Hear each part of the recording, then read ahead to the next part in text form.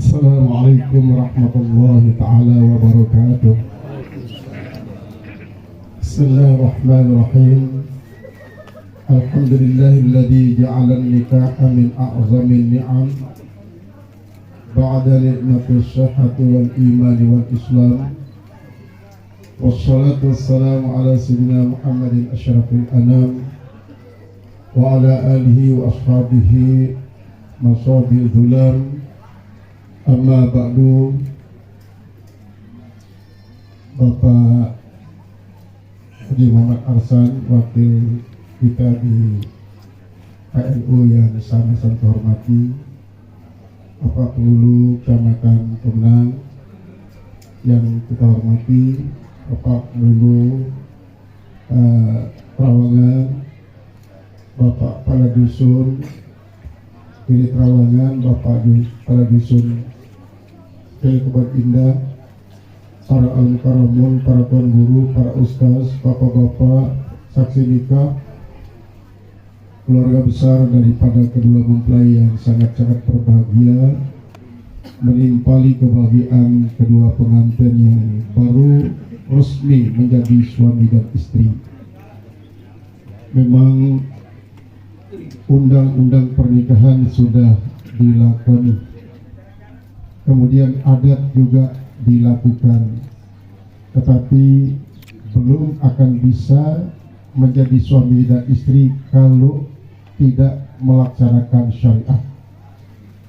Namun kesemua itu adalah cara-cara manusia untuk mensakralisasi. Yang namanya nikah itu tidak boleh dimainkan, tidak boleh diremehkan.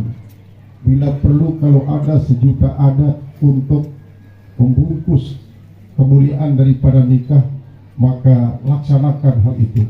Karena nikah ini suci, nikah inilah mulia, nikah itu sunnah Rasulullah SAW.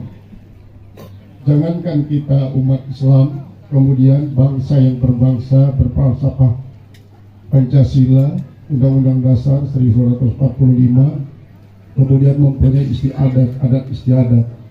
Orang-orang yang tidak beragama, para komunis sekalipun, kalau yang namanya nikah sangat dihargai, sangat dimuliakan. Kecuali kalau mereka tidak namanya nikah. Kalau tidak bernama nikah, mereka adalah kumpul kebo atau kumpul kuda. Lebih parah lagi adalah kumpul bebek. Kumpul bebek. Maka kita berterima kasih pertama atas nama keluarga besar dari keluarga mempelai laki, mengucapkan terima kasih yang setinggi-tingginya kepada semua keluarga besar dari pihak mempelai perempuan yang telah sibuk sejak beberapa hari yang sudah lewat untuk memuliakan akad nikah yang baru saja selesai berlangsung. Bahkan ini masih ada rangkaian-rangkaian pemuliaan, sesungguhnya pemuliaan akad nikah itu karena adalah sakral. Sedangkan ketika Nabi Adam alaihissalam dinikahkan oleh Allah, yang menjadi walinya adalah Allah, saksinya malaikat Jibril, Mikail, Israfil dan sekian miliar malaikat di surga. Mereka berpesta pora bukan dengan makanan dan minuman, tapi makanan minuman mereka adalah tasbih, tahmid, takbir dan tahlil. Ketika Nabi Adam ingin menyentuh Hawa, dilarang oleh malaikat Jibril, jangan, kau belum membayar maharnya. Apa maharnya? Kata, membaca selawat buat Muhammad 25 kali tanpa nafas. Mari bisa kan baca selawat, walaupun selawat Jibril sallallahu alaihi Muhammad 25 kali ada, tapi tidak bisa malaikat itu, tidak bisa dia selesaikan tanpa nafas 25 kali selawat.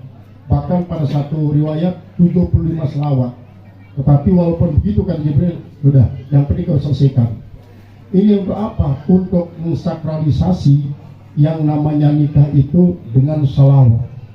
Alhamdulillah tadi sudah dibacakan Al-Quran, kemudian juga baca syahadat, kemudian hijab dan kabul dan doa. Ini semuanya adalah sakral. Khotbah nikah menunjukkan sakral. Berbeda dengan kumpul kuda. Kalau kumpul kuda enggak baca apa-apa dia.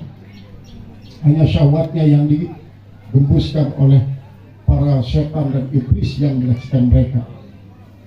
Kemudian selanjutnya, atas nama keluarga besar daripada pihak mempelai laki dan perempuan, memohon maaf yang setinggi-tingginya kepada semua yang hadir, para al-mukarramun, para pejabat pemerintah, para sahabat, kerabat, para kenalan dan handetolan, apabila keluarga kami menyaksikan banyak kurangan dan keliruan selama keluarga besar daripada kedua belah pihak, keluarga besar daripada kedua mempelai menyambut keluarga kami ada sedikit keliruan dan kurang, itu mohon dimaafkan sebesar-besarnya.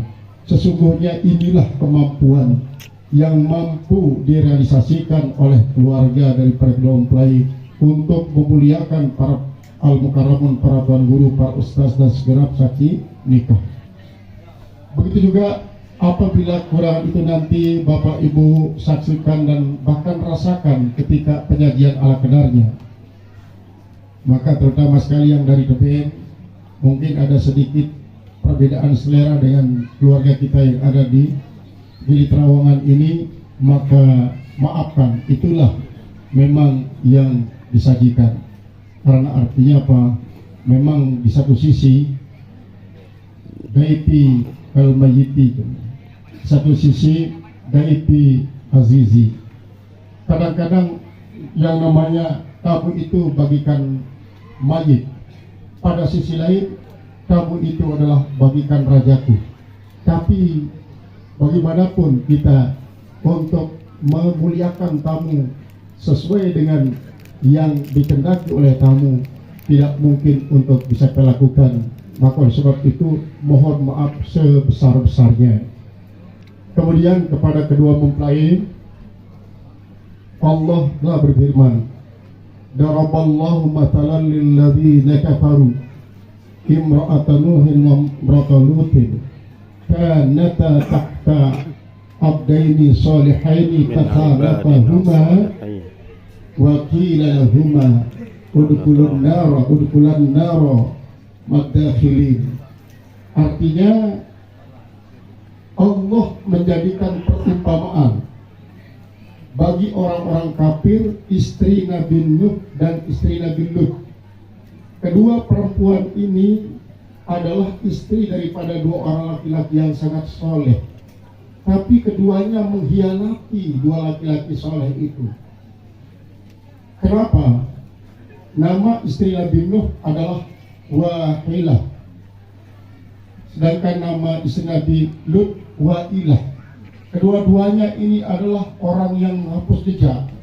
Artinya ketika Nabi Nuh sudah berdakwah di kelompok masyarakat, kemudian dia yang datang ke tempat itu untuk mengatakan apa yang dikatakan oleh orang gila itu tadi. Begini, jangan percaya dia gila. Saya saja jadi istri yang mau ikut dia. Istri Nabi Lut juga yang bernama Wahilah begitu. Apa yang dikatakan sama laki-laki gila tadi itu?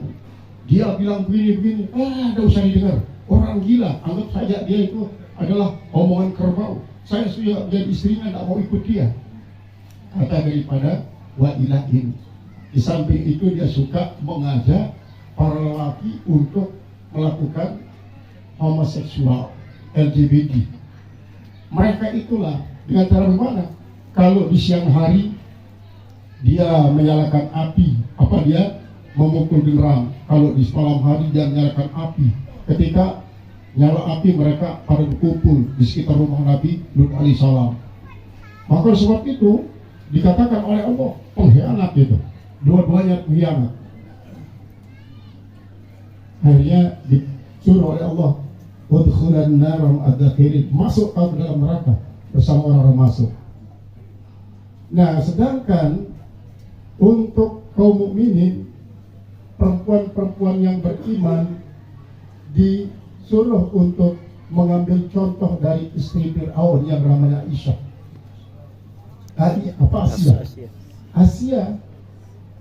Ketika Fir'aun sangat memuncak kekafirannya, Asia tetap kukuh dalam pendiriannya sebagai seorang perempuan mukminah membela Nabi Musa alaihissalam.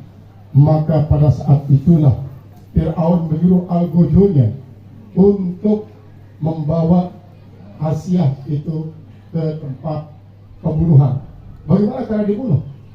Ditidurkan dia, kepalanya di atas batu besar, lalu diangkatkan batu besar ditinggih sampai otaknya, lolornya itu mencirat ke sana kemari. Dalam tidurnya dia berdoa, dia mengatakan, ya Allah, bangunkan buat saya rumah dalam surga dan selamatkan aku daripada Fir'aun dan orang-orang yang berbuat jahat seperti Fir'aun. Ini yang harus dijadikan sebagai contoh. Nah, jadi mukminah tidak boleh mencontoh istri Nabi Lut dan Nabi Nuh. Kemudian yang lebih parah lagi adalah istri daripada Abu Lahab, sampai dicap oleh Allah Subhanahu wa taala, "Tabat yada Abi Lahab" sampai akhir ayat. Dia suka menjegal dakwah Rasulullah SAW, bersekongkol dengan suaminya untuk menjegal dakwah Rasulullah SAW. Maka tetapi Rasulullah kan selalu dibela oleh Allah Subhanahu wa taala. Maka dia pun ikut mati dengan suaminya di perang Badar, namanya Ummu Jamil. Yang paling ideal, istri yang paling ideal justru istri Rasulullah SAW, bukan istri Nabi Ibrahim. Kenapa? Karena istri Nabi Ibrahim ada yang cemburu. Ada yang cemburu. Sarah itu pencemburu kepada Hajar. Hajar dicemburui oleh Sarah, sampai dia suruh Nabi Ibrahim untuk mengusir Sarah dari Mesir ke lembah Paran yang ada di Mekah. Ini menunjukkan bahwa apa? Bahwa dia itu tidak bagus dicontoh. Ini ya, ingat, jangan dicontoh Sarah. Coba menyuruh suaminya mengusir istri mudanya. Jangan. Lebih baik contoh istri Rasulullah SAW. Tidak ada yang menyuruh Rasulullah untuk mengusir madu-madunya. Orang kadang-kadang mengatakan, contohlah si Nabi Ibrahim. Jangan. Disebut cemburu. Kenapa ada yang contoh Ibrahim? Anaknya semua daripada Nabi Rasul. Ingat, umat Nabi Muhammad jauh lebih tinggi daripada Nabi Rasul Ulul Azmi. Artinya Nabi Rasul Bani Israel. Nabi Bani Israel itu ulama-ulama dari umat Muhammad jauh lebih hebat. Ulama ummati ka'ambiya'i Bani Israel. Ulama dari kalangan umatku jauh lebih hebat daripada para nabi Bani Israel. Ini dulu pernah suatu ketika dilihat oleh Imam Syazili.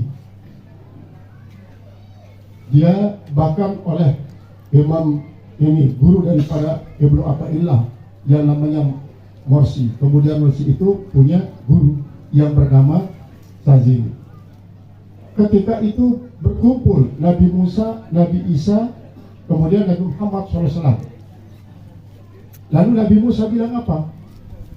Rasulullah, saya ingat terhadap apa yang disampaikan Rasulullah yang mengatakan ulama ummati ka'ambiya'i Bani Israel. Saya ingin uji, kata. Benar enggak itu? Akhirnya Rasulullah menengok kepada Imam Syazili. Ada enggak? Di situ adalah Imam Ghazali. Ada yang selanjutnya.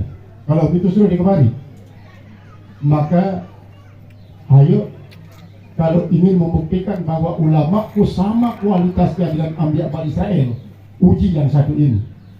Hari tanya oleh Nabi Musa, Mas Muka, siapa namamu? Muhammad bin Muhammad bin Muhammad bin Muhammad At-Tushi Al-Ghazali. Nama saya adalah Muhammad, bapak saya juga Muhammad, kakek saya juga nama Muhammad. Saya adalah orang Tusi, marga saya adalah Ghazali.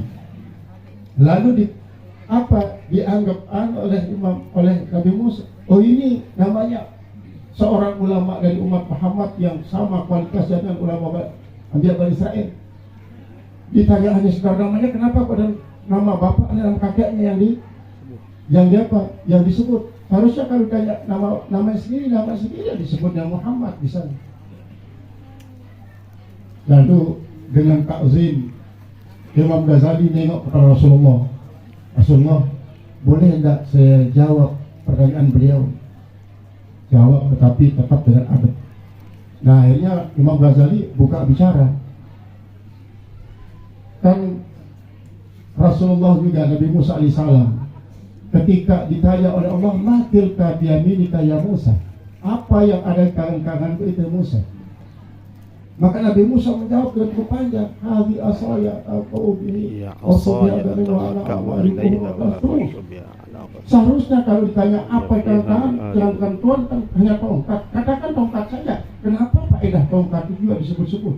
Kenapa manfaat tongkat itu disebut? Seharusnya kalau ditanya tongkat, sebut saja tongkat. Apa jawab Nabi Musa? Saya ingin lama-lama berbicara dengan Allah. Akhirnya bagaimana Rasulullah? Saya jawabnya, jawab tapi dengan adab. Saya juga ingin sebenarnya berdiskusi dalam waktu yang cukup lama dengan Tuhan, kata Imam Ghazali kepada Nabi Musa. Barulah Nabi Musa mengatakan, kalau begitu saya yakin bahwa ulama umat Muhammadin SAW kaum dia Bani Israel. Itu sebabnya maka tidak ada manusia yang terbaik untuk jadi suri toladan kita kecuali Nabi Muhammad.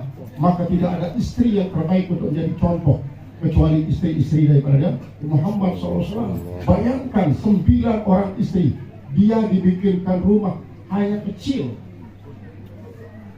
satu biliknya dipisahkan dengan anyaman daun kurma, lalu daun kurma ini ditutupi lubang-lubangnya dengan lumpur supaya satu dan yang lainnya tidak saling mengintip. 9 orang di satu rumah, satu pun tidak ada yang cemburu. Kalau kita jadikan Sarah menjadi contoh teladan, maka rusaklah laki-laki, tidak ada yang berani bermadu. Nah, ini 4 contoh yang paling bagus tadi.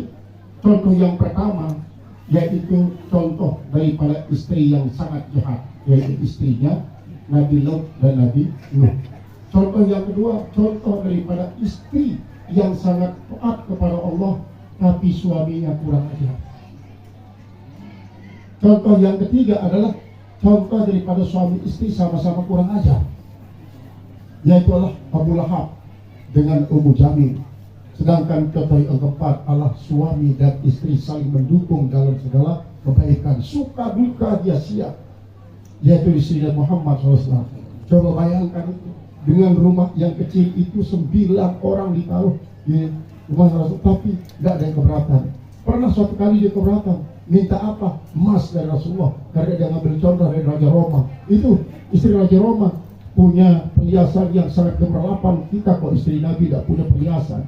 Akhirnya Rasulullah diberitahukan oleh Allah Ta'ala melalui Jibril, akhirnya dipilih mereka. Coba pilih salah daripada dua ini. Kalau saya tidak akan memberikan kalian perhiasan,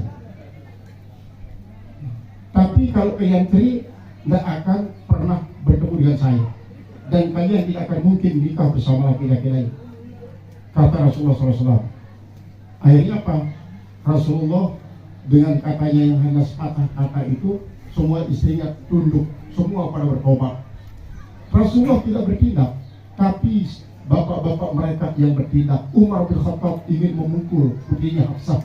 Kemudian Abu Bakar Siddiq juga mengatakan, kalau kamu minta emas, izin dulu dari Rasulullah, nanti saya akan berikan padamu berapapun. Nah, ini perumpamaan manusia dengan manusia. Kemudian terakhir ini adalah kita juga ingin melihat tipe daripada rumah tangga dari hewan yang diciptakan oleh Allah. Pertama, ada yang tipe rumah tangganya adalah seperti tipe rumah tangga burung merpati. Yang kedua, ada yang tipe rumah tangganya adalah kayak ayam. Yang ketiga, ada yang tipe rumah tangganya kayak bebek.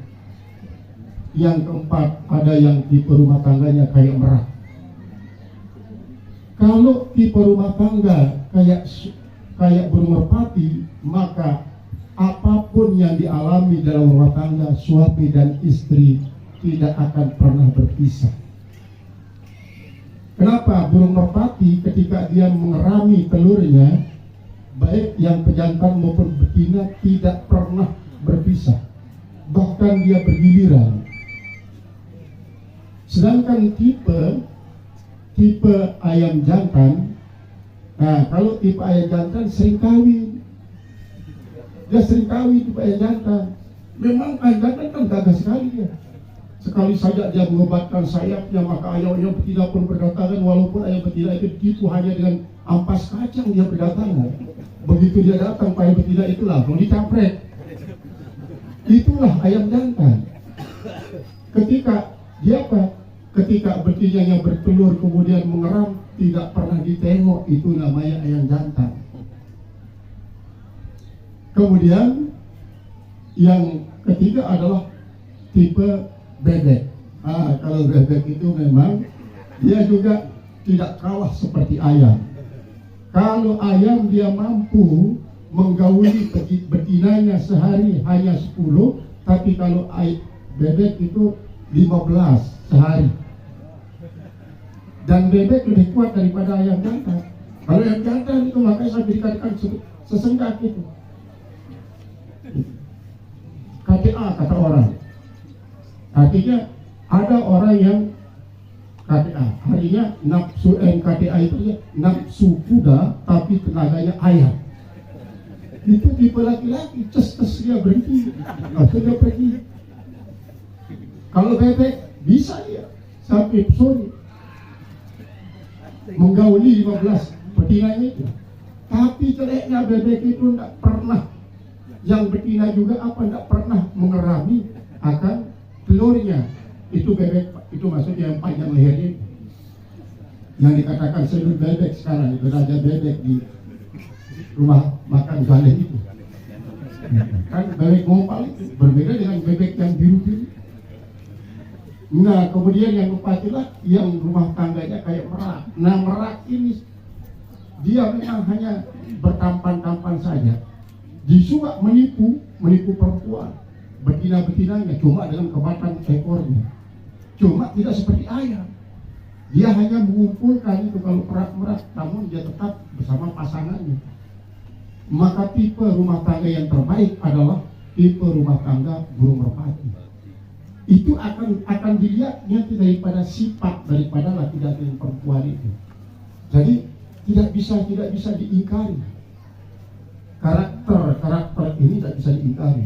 Jadi sifat-sifat itu tidak bisa diingkari. Berarti merupakan sunatullah. Apakah bisa dirubah sunatullah? Bisa. Yang berubahnya Allah. Bagaimana cara merubahnya? Allah kita minta berdoa dengan doa. Dengan doa, makanya kalian harus rajin-rajin berdoa. Mulai dari kemarin sudah berdoa balik. Nanti berdoa juga ya. Bila perlu salat 2 rakaat dulu. Salat 2 rakaat. Berwudu batalkan dia juga. Nanti tadi seharusnya sudah dibacakan itu. Allah mazukni khairha wa a'udzubihi syarriha. Itu caranya supaya apa? Supaya rumah tangga sakinah itu berawal daripada yang baik. Karena begitu yang katakan Ibu Al-Qa'ilah kan, bidayatul khair yu'addi ila nihayatul khair, yaitu permulaan yang baik akan membawa juga pada kesudahan yang baik. Nah, inilah tipe-tipe daripada rumah tangga. Kalau diibaratkan oleh Allah, bagikan rumah tangga para nabinya, para pencinta-pencintanya dengan yang 4 tadi, yaitu yang paling ideal kita jadikan suri tauladan adalah rumah tangga Nabi kita Muhammad SAW, sampai beliau mengatakan ini, kita sedang mencari hadis yang mengatakan baiti jannati itu, apakah itu benar disabdakan Rasulullah atau mungkin itu makalah daripada orang-orang soleh, sekalipun nanti mungkin bukan hadis. Itu maksudnya adalah walaupun bagaimana keadaan rumah tangga kita, tetapi kalau didasari oleh lillah, maka akan diberikan mahkota kemuliaan itu bukan saja di surga tapi di dunia. Sudah siap untuk dimuliakan oleh Allah Subhanahu wa taala. Jadi setiap kali kita memuliakan, Allah akan memuliakan kita. Maka oleh sebab itu kalian berdoa, berikhtiar, jangan sampai rumah tangga kalian dipisahkan dengan sebuah perceraian. Kalau terjadi masalah, silahkan minta dari Allah Subhanahu wa taala. Kalau sudah minta dari Allah taala, nanti Allah yang membimbing. Minta jalan keluar dari orang tua kita. Begini permasalahannya bagaimana jalan keluar. Jangan sampai banyak sampai disinetronkan oleh para seniman-seniman sinetron itu. Seorang suami tidak tega mengikuti keinginan daripada istrinya, kemudian dia mengadu kepada kedua orang tuanya. Dua orang tuanya kayak apa? Kayak dihasut. Kalau gitu cari saja, cari perempuan yang lain. Kalau perempuan seperti dia satu pasar tuh dapatkan sahur kakak daripada mertua ini, bapak daripada si laki. Begitu juga yang perempuan, kalau minta petunjuk berbeda kan dengan mengadu. Minta petunjuk, begini permasalahan Ananda sekarang, mohon didoakan dan mohon diberikan jalan keluar. Saya akan diberikan jalan keluar yang bagus. Nah, itu tidak seperti yang tadi itu. Tetapi mintalah kepada Allah seberat apapun ujian dari Allah. Kalau kita dekat kepada Allah, Allah akan menggantikan ujian itu dengan kasih sayang. Isilah kasih sayang, kasih sayang. Jadi kasih sayang karena ini kailah adalah untuk mengikat kasih sayang. Mohon maaf sedikit saya sampaikan kembali tentang silaturahim ini ya. Silaturahim. Pada sebuah musim haji dulu ada orang soleh. Orang saleh ini dia menitipkan uangnya kepada seorang 1.000 dinar. Sementara dia selesai berhaji. Begitu selesai berhaji, dia cari orang itu. Ternyata orang yang tempat menitip sudah meninggal dunia.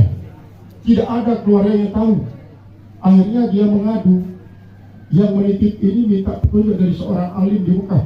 Kalau begitu nanti tengah malam kamu harus pergi ke sumber Zam-Zam. Nah, setelah minum air Zam-Zam, coba panggil namanya orang tersebut. Kalau dia memang orang baik, dia pasti akan nyahut, menjawab panggilanmu. Akhirnya dilakukan hal itu. Tetapi setelah dilakukan ternyata tidak ada yang menyahut setelah dipanggil. Dan lapor kembali kepada orang alim ini. Kalau begitu coba kau pergi ke Yaman. Kau pergi ke Yaman. Cari sebuah sumber yang namanya Berhut. Kalau kau sudah sampai di sana, panggil nama orang tersebut. Mungkin di situ kau akan temukan. Akhirnya betul, sampai di Berhut di Yaman, dia panggil nama orang itu. Menyahutlah dia. Kau apakan uang yang sebanyak 1.000 dinar yang saya titipkan selama saya berhaji? Saya memang tidak sempat menginformasikan kepada saya. Saya kubur dia di dekat rumah tetangga. Coba cari di sana kau akan temukan. Lalu ditanya, kenapa rohmu berada di Berhut ini, tidak berada di sumber Zam-Zam? Begini masalahnya, saya punya seorang adik perempuan. Adik perempuan saya dia fakir. Dan lantaran fakirnya saya usir dia. Tidak saya akui dia sebagai adik saya. Maka lantaran itulah saya ditaruh di Berhut ini, kata daripada laki-laki tersebut. Itu disebabkan oleh karena qatu rahim. Makanya Rasulullah mengatakan la yadkhulul jannata qatu. Maka nikah adalah merupakan salah satu wadah untuk mempererat silaturahim itu. Maka mudah-mudahan dengan silaturahim kalian, semua apa yang dijanjikan oleh Rasulullah berlimpah rezeki dan panjang umur akan didapatkan dengan sebab silaturahim. Al-Karamun, para guru, para ustaz, bapak-bapak, saudara-saudara, jamaah saksi yang terhormat, ini yang bisa sampaikan dalam kesempatan ini. Atas segala perhatiannya kami sampaikan banyak terima kasih atas segala kurang yang dilakukan oleh Allah sebesar-besarnya. Wallahu muwaffiq ila aqwamit thoriq. Assalamualaikum warahmatullahi wabarakatuh.